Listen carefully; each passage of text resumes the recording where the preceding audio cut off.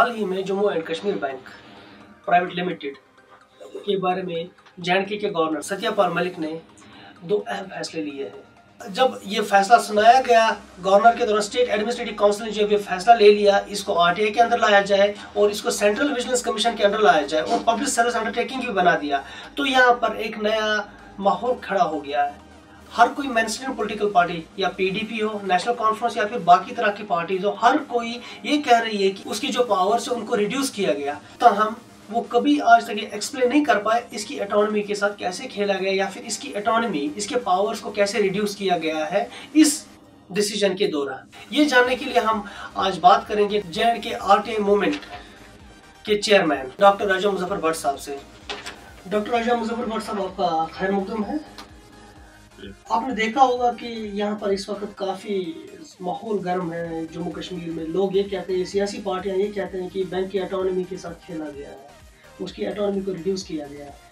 जब से गवर्नर साहब ने ये डिसीजन ले लिया कि इसको आरटीआई के दायरे के अंदर लाया गया, एट द सेम टाइम इसको पीएसयू डिक्लेयर कर दिया।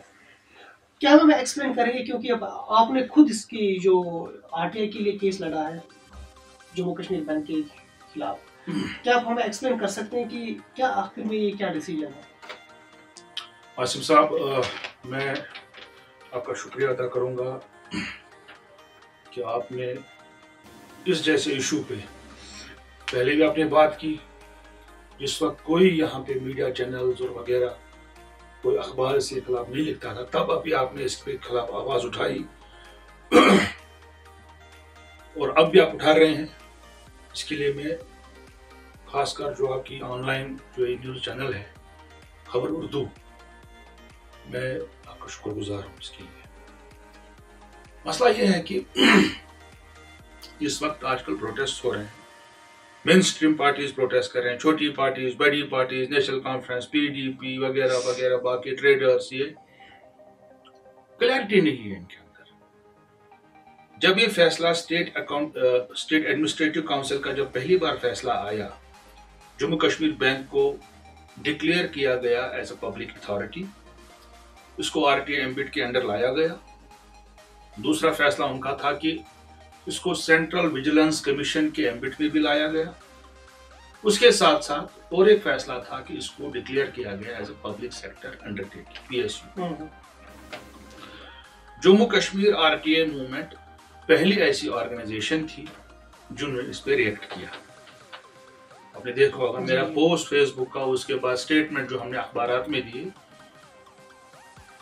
हमारा पहला स्टेटमेंट आया कि हमने इस फैसले का खैर मकदम किया, बट उसके साथ साथ जो ये पब्लिक सेक्टर अंडरटेकिंग का इशू था इसको हमने उठाया और हमने पहली बार हमने ही बोला कि भाई इस पे हमको कोई डाउट लग रहा है, ये पीएसयू का किस्सा है क्या। क्योंकि जितनी भी पब्लिक सेक्टर अंडरटेकिंग्स हमारी स्टेट में है, जैसे यहाँ पे एसआरटीसी है, स्टेट फाइनेंशियल कॉर्पोरेशन है, जेके मिनरल्स है, एसआरटीसी, उनका दिवालिया निकल चुका है, बिल्कुल खस्ता हाल है, दिवालिया निकल चुका है। तो हमको लगा क्या ये ऐसा ही पीएसयू हो जाएगा जेके बैंक भी, फिर इसमें एक चेयरमैन बनेगा सरकार की तरफ से, फिर वाइस चेयरमैन कोई पॉलिटिकल पार्टी का कोई ब्लॉक प्रेसिडेंट, डिस्ट्रिक्ट प्रेसिडेंट को बनाएंगे वाइस चेयरमैन वहां पे, फिर डायरेक्शंस जो है ऑर्डर्स आएंगे डायरेक्टली हमको सेक्रेटरीट से, जैसे कोऑपरेटिव बैंक्स। बिल्कुल, हाँ, वो उसलिए हमने उस पर खदशा जाहिर किया। बट जहां तक आरटीआई का इशू था हमने इसको वेलकम किया। जितने भी प्रोटेस्ट आज तक हुए, चाहे नेशनल कॉन्फ्रेंस ने प्रोटेस्ट किए, चाहे पीडीपी ने प्रोटेस्ट किया, चाहे किसी पार्टी ने भी प्रोटेस्ट किया, चाहे बैंक ऑफिसर्स एसोसिएशन ने भी प्रोटेस्ट किया, उन्होंने इसको क्लियर वाज़ेह नहीं किया है कि क्या वो खाली चाहते हैं कि पीएसयू से इसको निकाला जाए या फिर आरटीआई भी हटाया जाए। वो ये बात नहीं करते हैं, किसी ने ये बात नहीं की जैसे हम करते हैं। हम बोलते हैं भाई आरटीआई का डिसीजन ठीक है, जो ये पीएसयू का डिसीजन इस पर बहस किया जाए, ठीक है ना। बट जब ये लोग उठाते हैं ये इशू, इनके पास क्लैरिटी नहीं है। असल में जहां तक मुझे लगा, बहुत सी पार्टियां ऐसी है, बहुत से लोग यहाँ पे ऐसे हैं कि जो असल में चाहते हैं कि पीएसयू को कुछ लेना देना है नहीं। वो चाहते हैं कि जम्मू कश्मीर बैंक जो है आरटीआई एम्बिट के अंडर ना आए। असल में इशू यही है। तो इसमें आप मतलब हमने जो देखा अभी रिसेंटली कुछ अखबारों में हमने देखा कि नोट्स निकले कुछ बड़े बड़े बिजनेसमैन के खिलाफ, जिनके वो जो डिफॉल्टर्स है, एनपीए से उनके। आपको क्या लग रहा है अब आगे क्या करना चाहिए? आपको लग रहा है कि गवर्नर साहब को इस डिसीजन पे कायम रहना चाहिए, और सिविल सोसाइटी लोगों को क्या करना चाहिए? क्योंकि ये जो हम देख रहे हैं जो प्रोटेस्ट हो रहे हैं ये पॉलिटिकली मोटिवेटेड है, इनके कुछ इंटरेस्ट्स हैं जिस वजह से ये प्रोटेस्ट कर रहे हैं, चाहे वो पीडीपी हो, नेशनल कॉन्फ्रेंस या फिर अदर पॉलिटिकल पार्टीज हो। इवन बिजनेस फ्रेटर्निटी जो अभी तक क्लियर नहीं है इस पे, अकॉर्डिंग टू यू, जैसे आपने कहा, सही कहा कि वो भी वाज़ा नहीं कर, कोई मेमोरेंडम नहीं आ रहा, वो चाहते क्या है? देखिए तो क्या करना चाहिए आप? देखिए इनकी तरफ से कोई व्हाइट पेपर नहीं आ रहा, कोई इनके तरफ से कोई डॉक्यूमेंट नहीं आ रहा, भाई पीएसयू से होगा क्या, इससे होगा क्या, इससे होगा क्या। इनको पहले बैठना चाहिए। यहाँ पे जितने भी लोग हैं, हमारी सिविल सोसाइटी, हमारी टेरर्स कम्युनिटी है, हमारी चैम्बर है, बाकी हमारी इकोनॉमी के लोग जो हैं, जो हमारी यूनिवर्सिटी, कश्मीर यूनिवर्सिटी का इकोनॉमिक्स डिपार्टमेंट है, वहाँ के लोगों को बैठना चाहिए, उनको देखना चाहिए कि पीएसयू से प्रॉब्लम होगी क्या। But at the same time जितने भी पब्लिक सेक्टर जो बैंक्स यहाँ पे हैं, जितने भी बड़े बड़े बैंक्स हैं, चाहे स्टेट बैंक ऑफ इंडिया है, चाहे पंजाब नेशनल बैंक है, चाहे बैंक ऑफ बड़ौदा है, चाहे सिंडिकेट बैंक है, ये सब पब्लिक सेक्टर अंडरटेकिंग बैंक ही है सब, और अच्छे प्रोग्रेस भी कर रहे हैं। एक आम बेचारा गरीब लड़का वो वहां पे अप्लाई करता है किसी जॉब के लिए, उसका वहां पे सिलेक्शन नहीं होता है। Distinction holder, position holder, MBA उन्होंने किया है, और 12th पास लड़के को 3rd डिवीजन वाले को सिलेक्ट किया गया उस पोस्ट पे।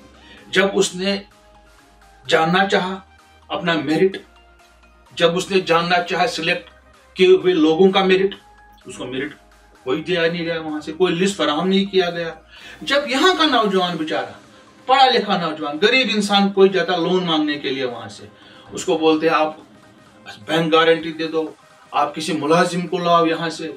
इवन जो हमारे डिफरेंशियल रेट ऑफ इंटरेस्ट पे 4% पे देना होता है गरीब लोगों को, दुकानदारों के लिए 30,000, 40,000, 50 फेरे करवाए जाते हैं उनसे बैंक जो ब्रांचेस हैं। तो आपको क्या लग रहा है आगे क्या करना चाहिए? एज ए सिविल सोसाइटी लोगों को क्या करना चाहिए? इसको क्लियरली ये जो कियास और कंफ्यूजन क्रिएट किया जा रहा है इस वक्त पॉलिटिकल पार्टीज के दौरान, जो जम्मू कश्मीर बैंक जो है ये हमारा बैंक है, ये हमारा इंस्टीट्यूशन है यहाँ का, तो हम चाहते हैं कि ये फले फूले, ये तरक्की करे, बट दैट डजंट मीन कि वहां पे बंदरबाट हो, अंदर वहां पे घूसखोरी हो, वहां पे चोरियां हो, वहां पे बैकडोर अपॉइंटमेंट्स हो, वो लोन उनको दे जो उनके कोई क्या बोलते रिश्तेदार हो, कोई जो उनको पैसे दे या बाकी चीजें करे। तो मैं जो गुजारिश करूंगा आपकी वसादत से, जो बैंक ऑफिसर्स एसोसिएशन है, बाकी जो वहाँ पे लोग हैं, उनको क्लियर करना चाहिए पहले, या पॉलिटिकल पार्टीज यहाँ की है, चाहे नेशनल कॉन्फ्रेंस है, पीडीपी है, जो कि लोकल पार्टीज यहाँ की है, या जो बाकी इंडिपेंडेंट भी कुछ, इंजीनियर रशीद साहब ने प्रोटेस्ट किया वहाँ पे, पता नहीं चलता, आज हकीम मोहम्मद यासीन साहब ने भी कोई स्टेटमेंट दिया है। तो मैं इन सबसे गुजारिश करूंगा, क्या आप चाहते हैं कि जम्मू कश्मीर बैंक आरटीआई के अंडर ना आए? आप अपनी जो पॉलिसी है वजह कर लीजिए। क्या आप चाहते हैं कि जम्मू कश्मीर बैंक को आरटीआई के दायरे से निकाल दिया जाए? क्या आप चाहते हो खाली पीएसयू पे डिस्कस करना? ये पॉलिसी वाजह कीजिए पहले, क्योंकि आपकी पॉलिसी पहले वाजह ही नहीं है। आप खाली ये बोल रहे हैं कि हम एसएससी के डिसीजन के खिलाफ है।